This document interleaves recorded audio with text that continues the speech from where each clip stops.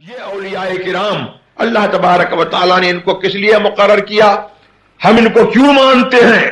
ہم ان کو جو ہے اس لیے نہیں مانتے ہیں کہ یہ بڑے خوبصورت تھے، اس لیے نہیں مانتے ہیں کہ یہ بڑے مالدار تھے، اس لیے نہیں مانتے ہیں کہ یہ بڑے جو ہے جاہ و حشم والے تھے۔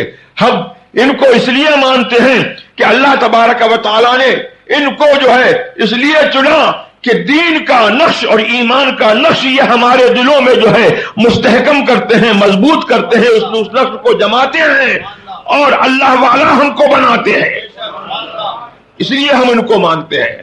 تو جو اولیاء کے ماننے والے ہیں وہی جو ہے یا ایھا الذین آمنوا کے مصداق ہیں۔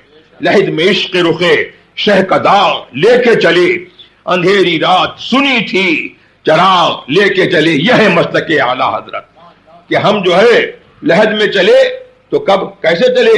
عشق رخ شہ کا داغ لے کے چلے، اندھیری رات سنی تھی چراغ لے کے چلے۔ یہ ان کا نام جو ہے اور ان کی محبت جو ہے وہ ہمارے کام آئے گی۔